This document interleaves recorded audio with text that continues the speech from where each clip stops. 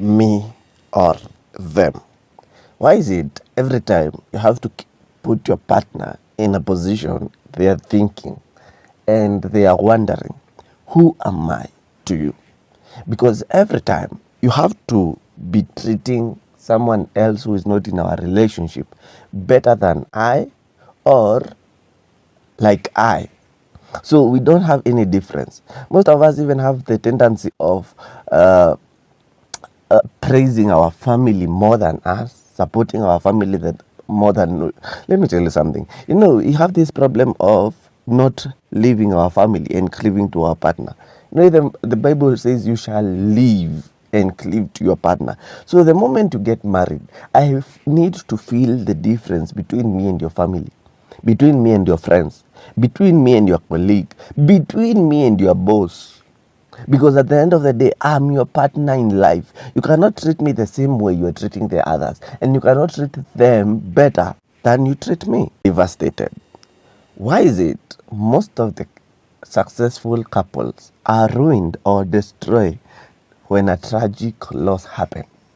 Have you ever realized, for example, you get pregnant, and during the pregnancy, you are all there with plans, all in love, even before the pregnancy.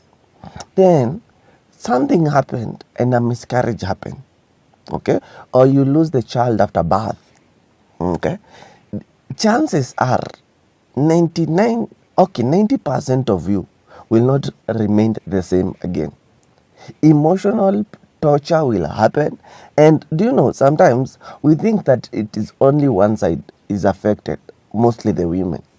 But you find the woman will be frustrated or pained, because of the loss. But that pain, they will bring it to another person who is being pained by the loss, like the man. So at the end of the day, many losses make us be devastated and break up. Because let me tell you something. If you cannot be strong in your sad moment, never count yourself you are strong in your happy moments. Announcements. Couples. Please, stop this thing. This public life that you people have, it's so wrong. Because at the end of the day, you will remember that you cannot count chicks before they hatch. Number 2, remember that even Joseph, when he announced what he dreamt, he was sold. That is better. Imagine if he was killed. Most of you are the people that are bringing themselves problems in your relationships. Your relationship was going well, but the moment you started making strides in your relationship, you started announcing to people. Outside people, we have witchcrafts. We have people who don't believe in what you are posting. So at the end of the day, you might be welcoming bad omen in your own relationship. Why don't you keep your relationship for you? Why don't you buy that car for you? Buy that house for you? Have that child for you? Being with you. Most of the people celebrate that they're in a relationship, and it is not bad. It is a plus. But let me ask you a question. Does it add something in your life, or it subtracts something in your life being with someone? Because it's not a matter of being hard, you are with someone. No. It's a matter of, is that person impactful in your life? Is that person bringing positivity in your life? Because at the end of the day, you need to grow. You don't need to be destroyed. You need to be built. And that's why we have partners in our lives. Because at the end of the day, we need to reach a place to know it's not about being called sweet names. It's about bringing impact in your life that had already started growing. If someone cannot add in your life something, they are subtracting. Don't say they are stagnant. No, because that time that you are taking away from me, that energy that you are taking away from me, I could be using it to do something else better. My fault. Let me ask you a question. The fault that you are accepting, it's your fault. Did it bring benefits or disadvantages in that relationship? Because it's good to accept your wrongs. But when you are doing it, what was your mind telling you? Because sometimes we do things unknowingly or knowingly. I don't know if you're making sense. So if you're doing something knowingly and then it backfires on you, yes, it's your fault. But if you do it unknowingly and then it backfires, it is a mistake. It is not you. It is something that just happened. Because some of us, are as even scared to try to do something, to bring an opinion, to bring a suggestion, to act on their relationship. Why? Because they feel they will lose. Let me tell you something. Errors have to be there. Errors have to be there. So if you've been scared to be a partner in your relationship, you are losing that relationship.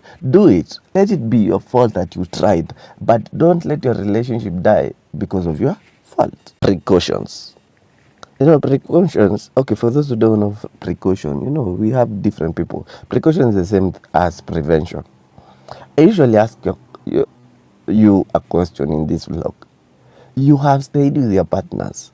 You know the things that can destroy your relationship. Why do you do them? For example, if you sleep with someone, you'll have HIV and AIDS. Why do you sleep with them? So it's the same thing. Your relationship, your partner doesn't like your tone.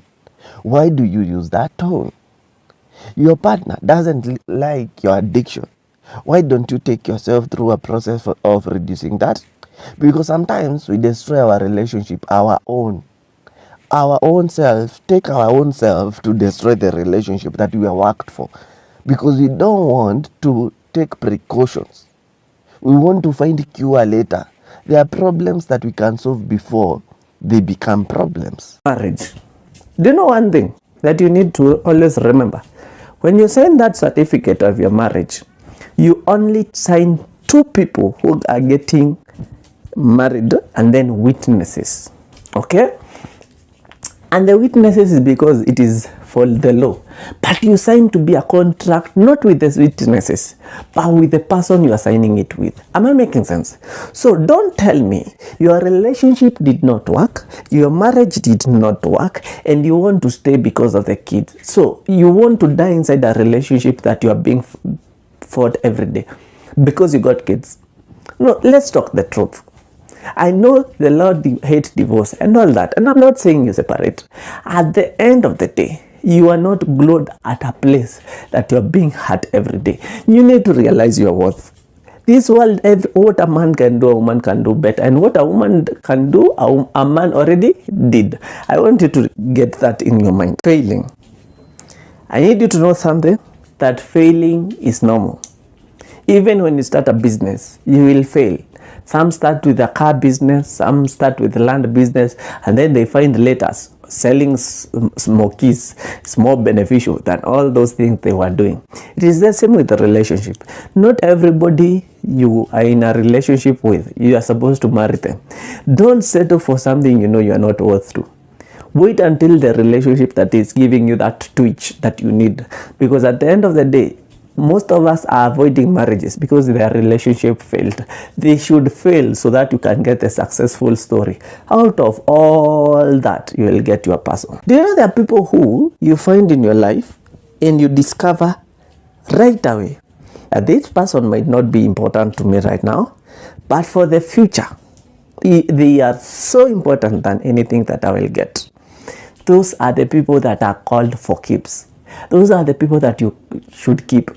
There is a man right now, and I'm not here to be a lawyer for men or women. No, I'm saying there is a man right now who doesn't have money, but years to come, that man will be the one people borrow money from. There is a woman here right now that can be a good helper, but already you don't have anything that she should help with. The moment that business wakes up, you will find the best accountant, you will find the best manager, you will find the best HR. I don't know if I'm making sense. You will find the best helper in her. There are people who are in your life for keeps.